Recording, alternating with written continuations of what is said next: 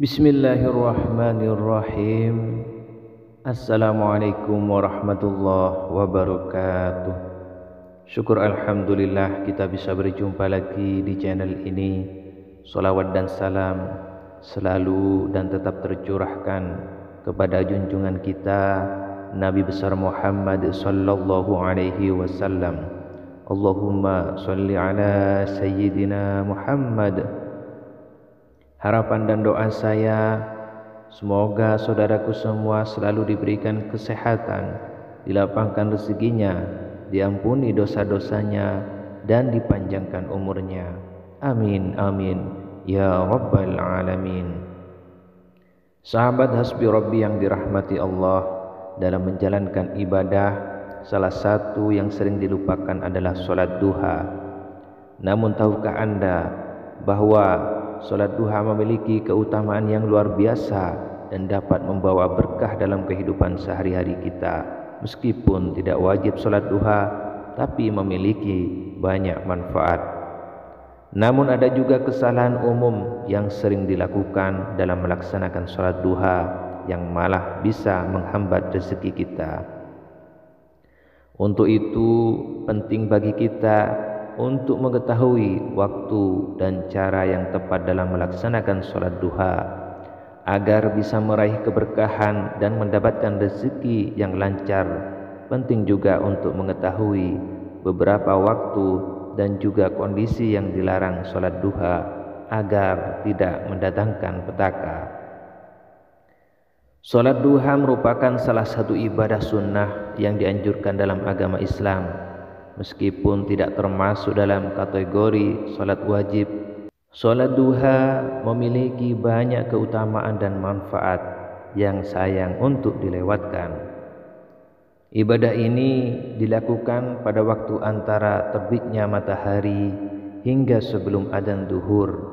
Dalam prakteknya sholat duha tidak hanya memberikan manfaat bagi kehidupan spiritual, tetapi juga mempengaruhi aspek jasmani dan materi. Melalui ibadah ini, seseorang dapat mendapatkan pengampunan dosa, mendapatkan keberkahan rezeki, terhindar dari kelalaian, dan mendapatkan berbagai keistimewaan lainnya. Sholat duha adalah salah satu ibadah sunnah yang memiliki banyak keutamaan dan manfaat bagi umat muslim. Salah satu keutamaan sholat duha adalah pengampunan dosa. Rasulullah SAW bersabda bahwa siapapun yang menjaga sholat duha secara teratur, dosanya akan diampuni meskipun sebanyak buih di lautan. Hal ini menunjukkan bahwa sholat duha memiliki kekuatan besar dalam menghapus dosa-dosa seseorang.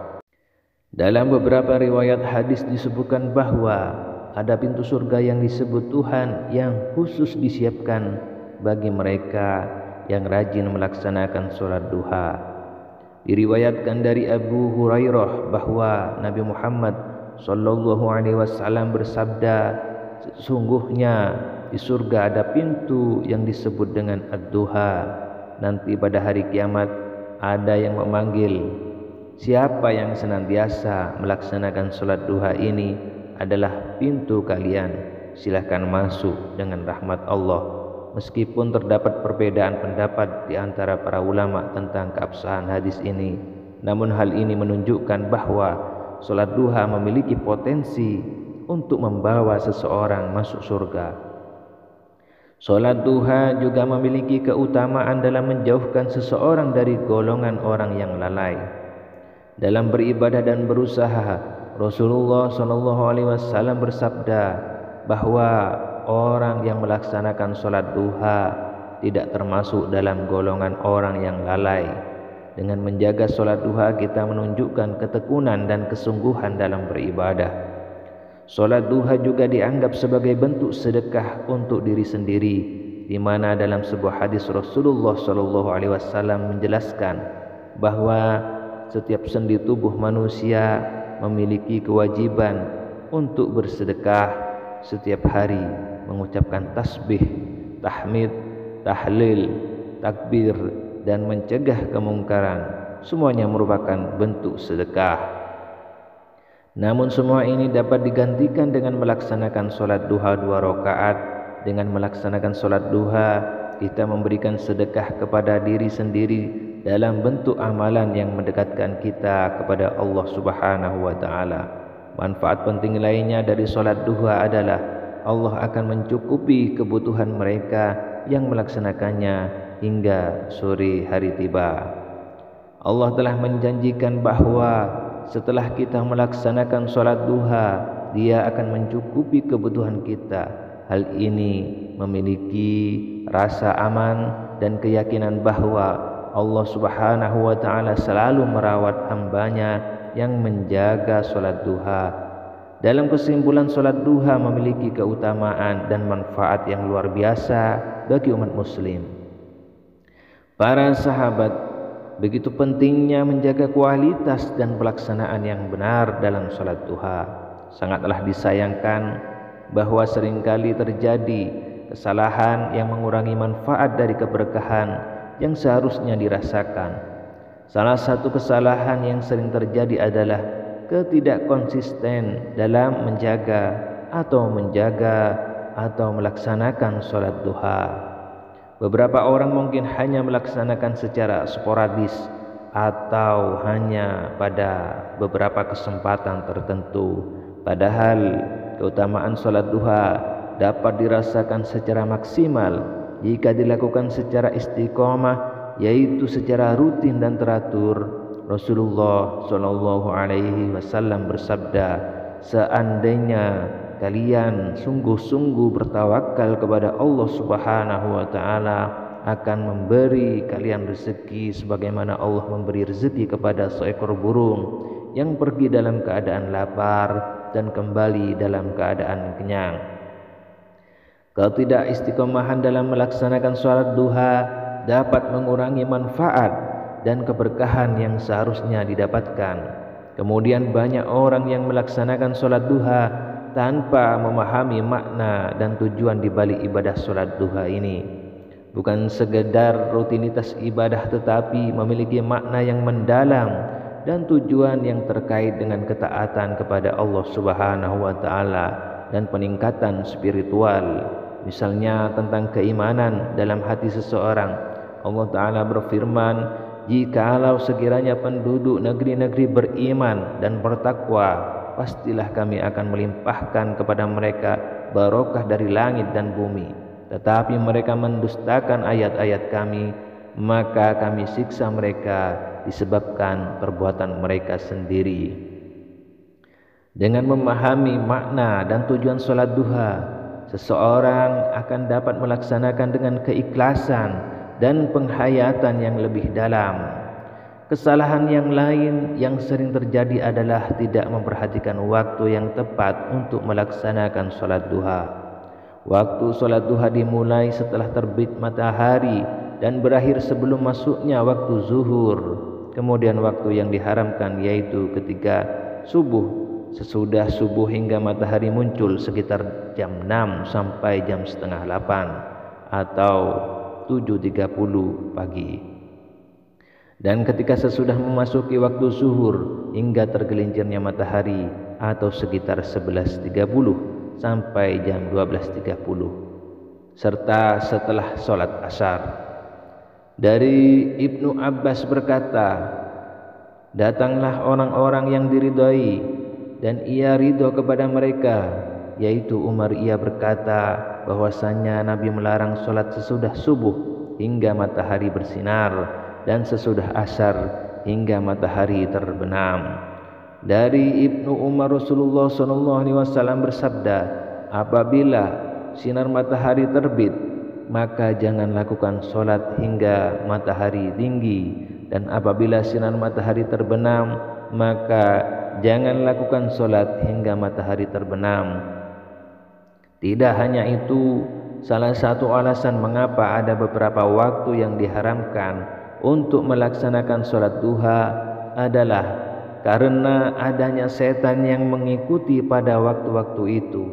Rasulullah SAW bersabda, matahari terbit dengan diikuti setan. Pada waktu mulai terbit matahari berada dekat dengan setan, dan ketika telah mulai meninggi berpisah darinya.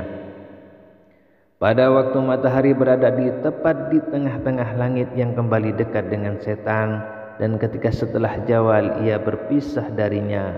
Pada waktu hampir terbenam ia dekat dengan setan, dan setelah terbenam ia berpisah darinya. Mengabaikan waktu yang telah ditentukan dapat mengurangi keberkahan dan manfaat yang seharusnya didapatkan dari solat duha, dan malah mengundang petaka jika melaksanakan kesalahan. Ketika melaksanakan solat duha, penting untuk menghayati setiap rakaat yang dilakukan. Solat duha bukan hanya sekedar gerakan fisik, tetapi juga merupakan momen untuk berkomunikasi dengan Allah Subhanahu wa taala dan memperkuat ikatan spiritual kita. Harus sadar bahwa Allah tempat untuk memohon, bukan tempat untuk meminta-minta. Pengerjaan salat harusnya secara khusus dan ikhlas, bukan seperti orang yang meminta imbalan. Apalagi meminta imbalan tanpa melakukan sebuah usaha. Beberapa ulama memberikan nasihat, solat duha disunnahkan oleh Nabi Muhammad SAW kepada sahabat-sahabatnya yang rajin bekerja. Nabi mengajarkan kepada mereka yang aktif bekerja di pagi hari untuk melaksanakan solat sunnah duha di tengah kesibukan mereka. Namun sekarang banyak orang yang menganggur dan baru kemudian melakukan solat duha. Beberapa ulama juga menjelaskan bahwa untuk menjadi kaya dengan solat duha, solat tersebut harus dilakukan ketika seseorang sibuk bekerja namun teringat pada Tuhannya. Kesalahan umum yang juga sering terjadi adalah ketika solat duha hanya berfokus pada permohonan duniawi dan seperti permintaan yang tidak bisa ditawar. Ketahuilah bahwa ibadah memiliki cakupan yang lebih luas daripada sekedar kebaikan, karena setiap kebaikan adalah ibadah, namun tidak di setiap ibadah memiliki nilai kebaikan. Pernyataan yang berbeda tetapi sejalan dengan hal itu juga pernah disampaikan oleh seorang ulama. Ia menyatakan bahwa solat duha seringkali dianggap sebagai ibadah yang dapat mengalirkan rezeki, namun hal ini dapat menyebabkan seseorang menyalahgunakan ibadahnya jika tidak memperoleh hadiah yang diinginkan. Meskipun demikian, jika seseorang muslim tetap menghususkan solat duha untuk hal-hal yang bersifat dunia, maka Allah telah memberikan peringatan melalui firman-Nya dalam Al-Quran. Jika seseorang menginginkan keuntungan di akhirat, kami akan menambahkan keuntungan tersebut baginya. Dan jika seseorang menginginkan keuntungannya hanya untuk dunia, maka tidak ada sedikit pun keuntungan di akhirat baginya. Dalam kitab Tafsir Al-Mukhtasar dijelaskan bahwa seluruh ibadah seorang hamba yang hanya menginginkan kekayaan duniawi tidak akan mendapatkan imbalan sedikit pun di akhirat, karena mengutamakan urusan dunia daripada urusan akhirat. Maka dari itu sahabat, mengabaikan penghayatan dalam solat duha dapat membuat ibadah tersebut menjadi sekedar rutinitas tanpa makna yang mendalam. Kesalahan berikut yang sering terjadi adalah tidak mengamalkan keutamaan solat duha dalam kehidupan sehari-hari. Solat duha seharusnya menjadi pemicu untuk meningkatkan kualitas kehidupan secara keseluruhan, termasuk dalam berbagai aspek seperti akhlak, pekerjaan, hubungan sosial, dan sebagainya. Kita ambil contoh untuk masalah sedekah. Perumpamaan nafkah yang dikeluarkan oleh orang-orang yang menafkahkan hartanya di jalan Allah adalah serupa dengan sebutir benih yang menumbuhkan 7 butir pada tiap-tiap butir 100 biji. Allah melipat gandakan ganjaran bagi siapa saja yang Dia kehendaki, dan Allah maha luas karunia-Nya lagi maha mengetahui. Walaupun solat duha kita rajin, namun kita melupakan sedekah, Allah juga tidak sudi memberi rezeki, karena kita tergolong orang yang kikir. Begitu pula jika kita rajin solat duha, namun masih suka bermaksiat, Allah malah memberi kita yang pedih, dan apa saja musibah yang menimpa kamu, maka adalah disebabkan oleh perbuatan-perbuatan tanganmu sendiri. Dan Allah bahkan sebagian besar dari kesalahan-kesalahan maksiat dan perilaku manusia setiap harinya akan mempengaruhi limpahan berkah dan kasih sayang Allah. Mengabaikan implementasi keutamaan sholat duha dalam kehidupan sehari-hari dapat membuat manfaat yang terbatas. Dalam konteks ritual semata, dampak dari kesalahan-kesalahan tersebut adalah ketidakmaksimalan dalam mendapatkan manfaat dan keberkahan yang seharusnya didapatkan dari sholat duha. Rezeki yang diharapkan pun mungkin tidak tercapai secara optimal. Oleh karena itu, penting bagi setiap individu yang melaksanakan sholat duha untuk menghindari kesalahan-kesalahan tersebut dan memperbaiki pelaksanaan ibadah ini dengan sebaik-baiknya. Dari paparan ini dapat disimpulkan beberapa hal terkait sholat duha memiliki banyak keutamaan dan manfaat bagi kehidupan spiritual dan jasmani kita. Beberapa keutamaan tersebut antara lain dosa-dosa diampuni, potensi masuk surga lewat pintu ad-duha, terhindar dari kelalaian, sedekah untuk diri sendiri dan dicukupi kebutuhan oleh Allah.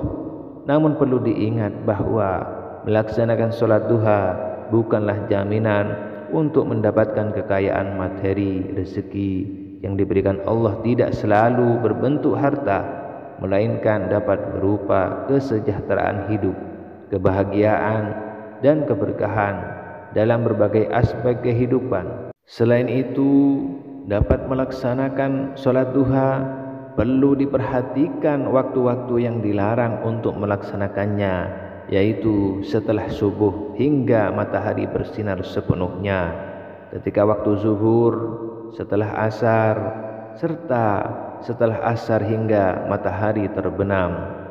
Itulah sahabat keutamaan dan manfaat sholat duha bagi kehidupan kita, serta waktu yang dilarang untuk kita melaksanakan sholat duha. Semoga penjelasan ini dapat bermanfaat untuk kita semua. Mohon maaf jika ada kesalahan. Akhirul kalam. Wassalamualaikum warahmatullahi wabarakatuh.